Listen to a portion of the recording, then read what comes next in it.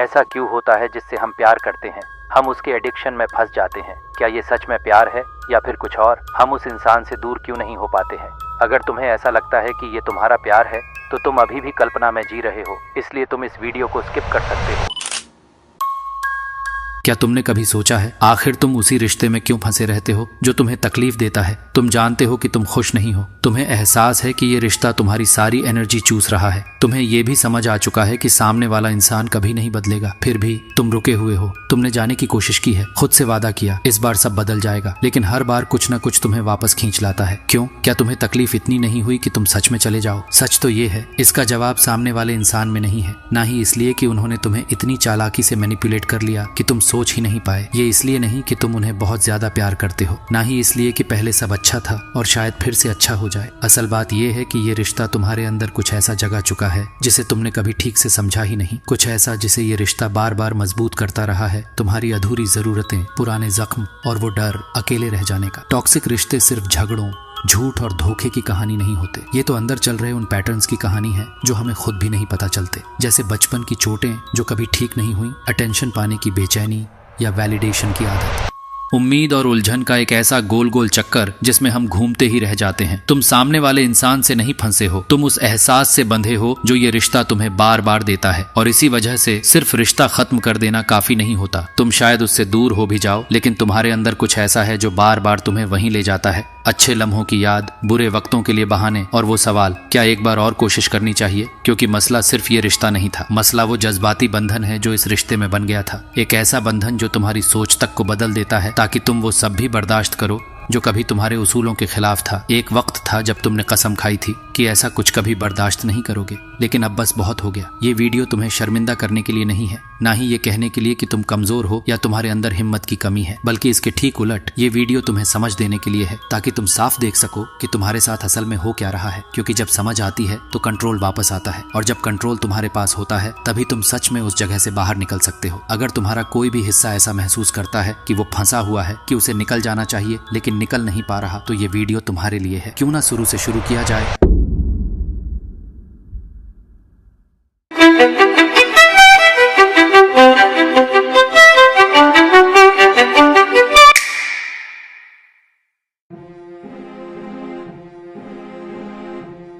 हम सब जब इस दुनिया में आते हैं तो हमारे अंदर एक गहरी चाहत होती है जुड़ाव की, अपनापन पाने की। हमारा दिमाग बचपन से ही ऐसे प्रोग्राम होता है कि वो सुरक्षा और भलाई को उस तरीके से जोड़ने लगे जिस तरह हमें प्यार और अपनापन मिला। अगर हमारा बचपन ऐसा रहा जहाँ प्यार और देखभाल हमेशा एक बैलेंस्ड, हेल्थी तरीके से मिली, तो हम ये सीखते हैं कि रिश्ते भरोसेमंद होते हैं और प्यार एक सेफ प्लेस है। लेकिन अगर हमें अधूरा प्यार मिला हो, कभी पास आने वाला, कभी दूर धकेलने वाला, या फिर नफरत और प्यार का अजीब सा घोल, तो हमारे दिमाग ने कुछ और ही सीख लिया कि प्यार मिलना मुश्किल होता है, कि प्यार कमजोर होता है और इसे पाने के लिए लड़ना पड़ता है, खुद को साबित करना पड़ता है। यहीं से शुरू होती है असली दिक्कत। अगर तुम्हारा बचपन ऐसा था जहां प्यार के साथ साथ दर्द भी मिला हो, तो तुम्हारे अंदर एक ऐसा पैटर्न बैठ गया जो आज भी तुम्हारी पसंद और रिश्तों की दिशा तय कर रहा है। अब जब कोई इंसान तुम्हारे साथ हमेशा अच्छा और स्थिर व्यवहार करता है तो तुम्हें वो नकली, बोरिंग या बहुत अच्छा लग सकता है, क्योंकि वो उस पैटर्न से मेल नहीं खाता जो तुम्हारा दिमाग पहचानता है। लेकिन जब कोई इंसान तुम्हें प्यार देता है कभी कभी और फिर वो गुस्सा भी करता है, तो तुम्हारा दिमाग तुरंत उस पैटर्न को पहचानता है। हाँ, यही तो है प्यार, ऐसा ही तो होता था। और बस तुम फंस जाते हो उस इमोशनल जाल में, क्योंकि तुम उस इंसान से नहीं बल्कि उस एहसास से बंध जाते हो जो वो तुम्हारे अंदर जगा देता है। एक पुराना जाना पहचाना एहसास जैसे बचपन में था। तुम्हारे अंदर एक अनजाना संघर्ष शुरू हो जाता है, इस बार सब ठीक करने का, इस बार अपने आप को इतना काबिल साबित करने का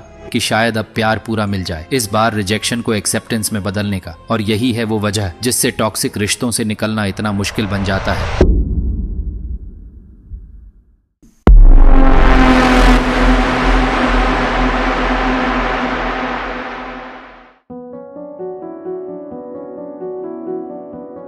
खोने का डर। जब तुम्हारा लगाव ही अनसर्टेनिटी पर टिका हो तो उस इंसान को खोने का ख्याल ही दर्द भरा होता है, ना इसलिए कि तुम उनके बिना जी नहीं सकते, बल्कि इसलिए कि उनके चले जाने से तुम्हारा वो अधूरा हिस्सा फिर अकेला पड़ जाएगा। तुम्हारे अंदर कहीं ना कहीं ये कहानी चल रही है कि तुम्हें ये रिश्ता सही करके दिखाना है, कि तुम्हें किसी तरह ये साबित करना है कि तुम इसके काबिल हो, कि शायद अगर तुम और मेहनत करो तो सामने वाला वो दे देगा जिसकी तुमने हमेशा ख्वाहिश की है। लेकिन सच्चाई ये है, तुम्हें किसी को कुछ साबित करने की जरूरत नहीं है। ये रिश्ता तुम्हारे प्यार के काबिल होने की कोई परीक्षा समस्या नहीं है, समस्या तुम में नहीं है और हल सामने वाले इंसान के पास भी नहीं है। इस जाल से बाहर निकलने का पहला स्टेप है उस सच को देख पाना जो तुम्हारे सामने है, और यहीं से हम आते हैं उस असली वजह पर जो तुम्हें बार बार इस रिश्ते में फंसा कर रखती है। एक ऐसा साइकोलॉजिकल मैकेनिज्म है जो बिल्कुल एडिक्शन की तरह काम करता है, और अजीब बात यह है कि इस रिश्ते का दर्द भी तुम्हें कभी कभी इनाम जैसा लगने लगता है।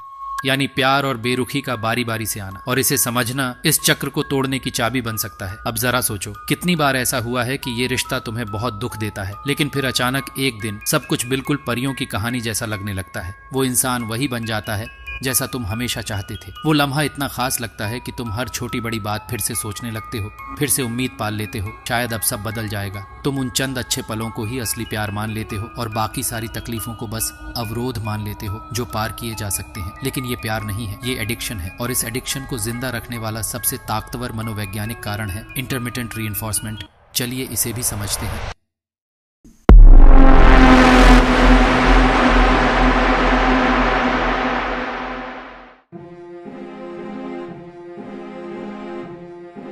इस कॉन्सेप्ट को सबसे पहले समझाया था साइकोलॉजिस्ट B.F. स्किनर ने, जिसने ये बताया कि जब कोई इनाम कभी कभी मिलता है बिल्कुल अनिश्चित तरीके से, तो हमारा दिमाग उस चीज से और ज्यादा जुड़ जाता है, क्योंकि हम कभी नहीं जानते अगली बार अच्छा लम्हा कब आएगा, तो हम लगे रहते हैं उसी एक पल की उम्मीद में। B.F. स्किनर ने जब जानवरों पर व्यवहार और कंडीशनिंग के प्रयोग किए तो उन्होंने एक बेहद चौंकाने वाली बात खोजी कि किसी आदत में किसी को सबसे मजबूती से बांधने का तरीका है उसे कभी कभार अनिश्चित रूप से इनाम देना। जैसे अगर हर बार चूहे को लीवर दबाने पर खाना मिलता तो वो जल्दी बोर हो जाता, लेकिन जब खाना कभी कभी बिना किसी पैटर्न के मिलने लगा तो चूहा पागलों की तरह लीवर दबाने लगा, हर बार उसी उम्मीद में कि शायद अब कुछ मिल जाए। अब उस चूहे की जगह इंसान रखो और लीवर की जगह तुम्हारा रिश्ता, वही पैटर्न, बिल्कुल वैसा ही असर।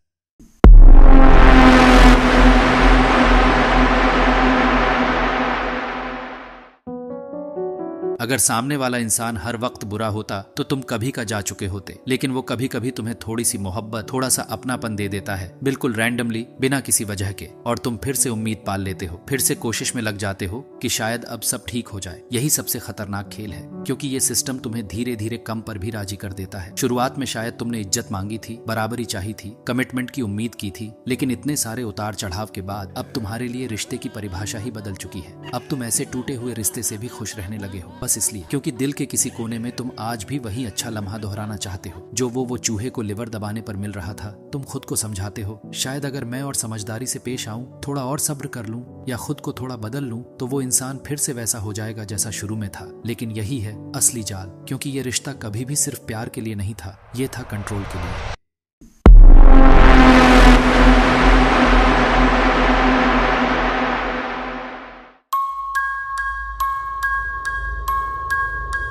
टॉक्सिक इंसान चाहे जानबूझकर या अनजाने में ये समझ चुका है कि तुम्हें बांध कर रखने के लिए लगातार प्यार देने की जरूरत नहीं है, बस कभी कभी थोड़ा सा प्यार देना काफी है, इतना कि तुम उम्मीद मत छोड़ो, इतना कि तुम लगे रहो। और इसीलिए छोड़कर जाना इतना दर्द देता है, क्योंकि तुम सिर्फ एक रिश्ता नहीं छोड़ते, तुम एक उम्मीद को छोड़ते हो, उस कल्पना को कि एक दिन सब ठीक हो जाएगा। उसे तोड़ना बहुत तकलीफदेह होता है, लेकिन ये जरूरी है, क्योंकि जब तक तुम इस खेल का हिस्सा बने रहोगे तुम्हारी पहचान धीरे धीरे मिटने लगेगी। तुम ये भूलने लगोगे कि तुम क्या डिजर्व करते हो, तुम खुद पर शक करने लगोगे, तुम हर चीज में खुद को दोषी मानने लगोगे, और सबसे बुरी बात, सामने वाला इंसान भी तुम्हें यकीन दिलाता रहेगा कि ये सब तुम्हारी ही गलती है, कि तुम बहुत बढ़ा चढ़ाकर सोच रहे हो, कि ऐसा कुछ हो ही नहीं रहा। अगर तुमने कभी खुद से ये सवाल किया है, क्या मैं पागल हो रही हूँ, क्या मैं बहुत ज्यादा सोच रही हूँ, क्या ये सब सिर्फ मेरे मन का वहम है, तो अब वक्त है कि तुम एक बहुत ही जरूरी सच्चाई समझो।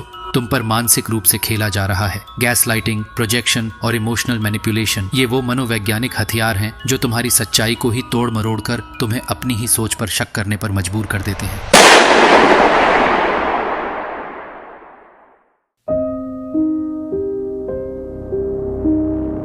गैसलाइटिंग एक ऐसी साइकोलॉजिकल ट्रिक है जिसमें सामने वाला इंसान बार बार तुम्हारी भावनाओं, तुम्हारी यादों और यहाँ तक कि तुम्हारी मानसिक स्थिति पर शक जताता है, इतना कि तुम खुद ही अपनी सच्चाई से कंफ्यूज हो जाती हो। लेकिन ये क्यों है? क्योंकि जब तुम्हें खुद ही अपने अनुभव पर भरोसा नहीं रहता तो तुम और ज्यादा उस इंसान पर निर्भर हो जाते हो जो तुम्हारे साथ ये सब कर रहा है। लेकिन गैसलाइटिंग कैसे काम करता है? मान लो तुमने रिश्ते में कुछ गड़बड़ नोटिस की, कोई झूठ, कोई विरोधाभास या अजीब सा व्यवहार, और तुमने बात करने की कोशिश की, लेकिन जवाब में क्या मिलता है? तुम हर बार बात को बढ़ा देती हो, तुम बहुत ज्यादा सेंसिटिव हो, ऐसा कुछ हुआ ही नहीं, तुम सोच रही हो, तुम्हें हर चीज में प्रॉब्लम दिखती है। धीरे धीरे ये तुम्हारे दिमाग में जाल बना लेते हैं। अब तुम हर बार अपने ही एहसासों को दोबारा सोचने लगते हो। क्या वाकई में मैंने गलत समझा? तुम खुद को साबित करने के लिए पुराने चैट्स चेक करते हो, बातचीत के टुकड़ों को याद करते हो, कोई प्रूफ ढूंढने लगते हो। लेकिन हर नई बहस के साथ सच्चाई और भी धुंधली हो जाती है। जो बातें कभी साफ लगती थीं, अब शक में बदल जाती हैं। और इसी तरह तुम अपनी ही सच्चाई से दूर हो जाते हो और सामने वाले की सच्चाई पर निर्भर होती चले जाते हो।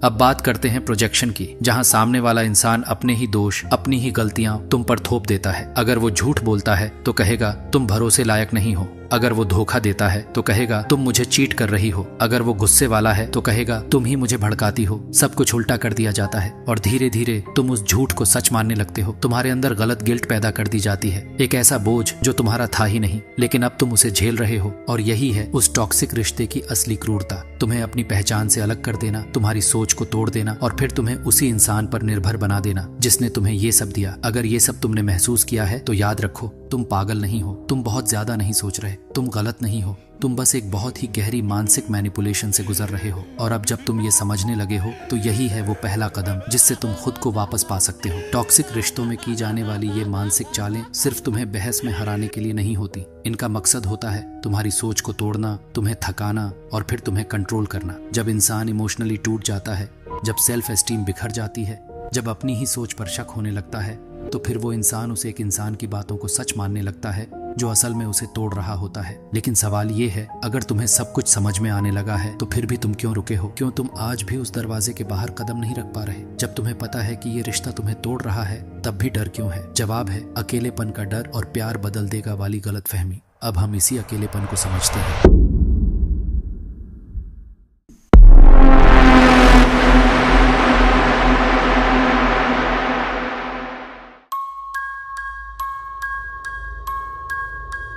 बचपन से हमें सिखाया गया है अकेला मत रहना, कि अकेलापन कमजोरी है, नाकामी है। हर फिल्म, हर गाना, हर सोशल मीडिया पोस्ट कहती है तुम्हारी जिंदगी अधूरी है जब तक कोई तुम्हें प्यार न करे। जैसे अगर तुम सिंगल हो तो कुछ गड़बड़ है तुम में। अब सोचो, जब तुम वैसे ही एक ऐसे रिश्ते में हो जिसने तुम्हारा आत्मविश्वास तोड़ दिया है, जहां तुम्हें बार बार ये यकीन दिलाया गया कि कोई और तुम्हें नहीं समझेगा, कोई और तुम्हें इतना प्यार नहीं कर पाएगा, तुम जैसे हो वैसे तुम्हें सिर्फ मैं ही स्वीकार करता हूँ, तो तुम्हारा मन यही मान लेता है कि शायद यही मेरी औकात है। तब तुम खुद को समझाने लगते हो, चलेगा, सह लेंगे, कम से कम कोई तो है।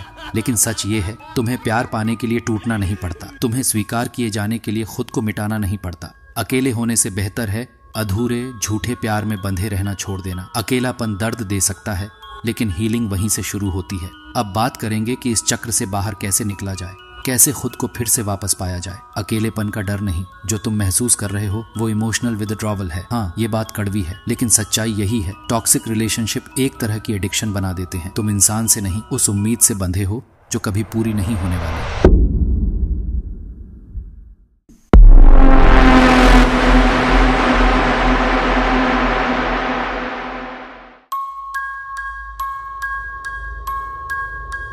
याद है वो शुरुआत, जब वो इंसान परफेक्ट लगता था, जब हर बात में जादू था, जब लगता था बस यही है मेरा हमेशा वाला साथी। अब भी तुम उसी को ढूंढते हो जो कभी था, लेकिन अब सिर्फ याद बन चुका है। तुम सोचते हो अगर मैं थोड़ा और रुक जाऊं, अगर मैं और समझदारी से काम लूं, तो शायद सब पहले जैसा हो जाए। लेकिन यही तो जाल है, तुम प्यार में नहीं हो, तुम चेंज की इल्यूजन में फंसे हो। तुम उस इंसान की मीठी बातों से नहीं, उन एक्स्ट्रा स्वीट पलों से बंधे हो जो हर बार दर्द के बाद दिए जाते हैं ताकि तुम फिर से रुक जाओ। सच्चा बदलाव तब होता है जब कोई खुद अंदर से बदलना चाहता है, न कि इसलिए कि तुमने उसे प्यार किया या खुद को मिटा दिया। अब खुद से पूछो, कितनी बार उसने वादा किया कि वो बदलेगा, कितनी बार उसने बहाने बनाए, कितनी बार तुमने यकीन किया इस बार सच में सब ठीक हो जाएगा। अगर हर बार नतीजा वही निकला है तो शायद ये रिश्ता कभी बदलने के लिए था ही नहीं।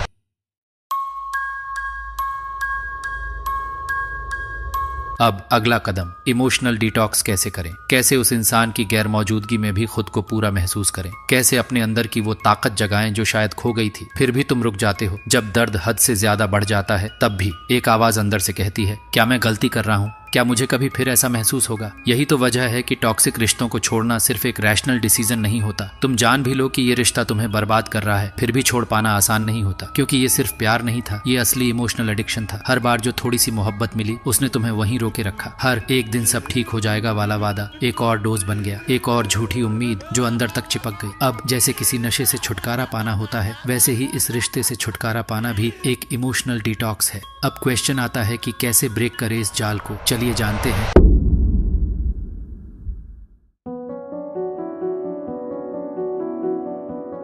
अगर वाकई में हीलिंग चाहिए तो कोई कांटेक्ट नहीं, बिल्कुल भी नहीं। ना मैसेज, ना कॉल, ना दोस्त बनकर रहेंगे, ना एक आखिरी बार बात कर लूं। हर बार जब तुम उससे जुड़ते हो तुम फिर उसी इमोशनल स्पाइरल में खींच जाते हो। वही कंफ्यूजन, वही तकलीफ। पर क्या पता अगर वो बदल जाए, क्या पता उसे एहसास हो जाए। सुनो, अगर उसे सच में समझना होता तो अब तक बदल चुका होता। जो इंसान तुम्हें यहाँ तक पहुंचा चुका है वो तुम्हारा भला कभी नहीं चाहेगा। पर मुझे क्लोजर चाहिए। क्लोजर बाहर से नहीं मिलता।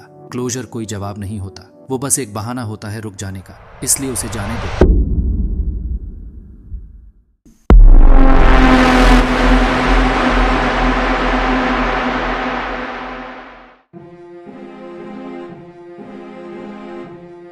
विथड्रॉल से डरो मत। उससे दूर जाने पर शुरुआत में बहुत खालीपन लगेगा। तुम्हारा दिमाग उसी इंसान को ढूंढेगा जिसे उसने कंप्लीट होने का रास्ता बना लिया था। लेकिन ये प्यार नहीं है, ये विथड्रॉल है। तुम्हारा दिमाग तुम्हें सिर्फ अच्छी यादें याद दिलाएगा, उसकी बातें, उसकी मुस्कान, वो छोटे छोटे पलों की गर्माहट। लेकिन यही सबसे बड़ा धोखा है, क्योंकि बुरा वक्त भी उतना ही सच था और उसी ने तुम्हें इस मोड़ पर लाकर खड़ा किया। अब फैसला तुम्हारे हाथ में है। फिर से उसी जहर की एक छोटी सी डोज लेनी है, या अब पूरी तरह डिटॉक्स करके अपने अंदर की शांति को दोबारा पाना है, खुद को फिर से पाना। टॉक्सिक रिश्ते सिर्फ तुम्हारा दिल नहीं तोड़ते, वो तुम्हारी पहचान तोड़ते हैं। वो तुम्हें सिखाते हैं खुद पर शक करना, अपनी जरूरतें दबाना, अपनी आवाज को चुप कराना और खुद को सिर्फ दूसरे की मंजूरी से देखना। लेकिन वो तुम असली नहीं थे। वो एक ऐसा वर्जन था जिसे डर, मैनिपुलेशन और टूटी उम्मीदों ने बनाया था। अब वक्त है वापस खुद तक लौटने का। लेकिन ये कैसे शुरू करें? खुद से पूछो, इस रिश्ते से पहले मैं कौन था? क्या चीजें मुझे खुश करती थी? मैंने अपने लिए क्या छोड़ा सिर्फ किसी और को खुश रखने के लिए? एक नया रूटीन बनाओ, अपने शरीर को हिलाओ,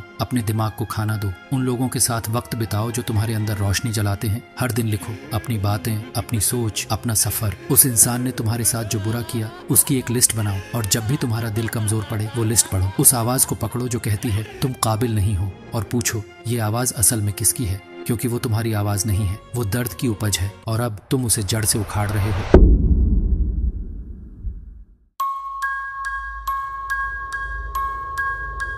शायद तुम अब भी यही सोचते हो कि तुम उससे प्यार करते हो, लेकिन सच्चाई ये है तुम उससे प्यार नहीं करते। तुम एडिक्टेड हो, एडिक्टेड उस इंसान से जो कभी तुम्हारा था ही नहीं। एडिक्शन उस अटेंशन का जो टुकड़ों में मिला, उस झूठे प्यार का जो कभी सच्चा नहीं था, उस उम्मीद का जो हर बार टूटी, लेकिन फिर भी तुमने हर बार खुद को समझाया शायद इस बार वो बदल जाएगा। पर सच तो ये है, ये प्यार नहीं, एक साइकोलॉजिकल ट्रैप है। एक ऐसा इमोशनल बंधन जो तुम्हें हर दिन थोड़ा थोड़ा तोड़ता है और फिर उसी टूटेपन में जीने की आदत बना देता है। और आज अब वक्त है इससे बाहर निकलने का, एक बार और हमेशा के लिए।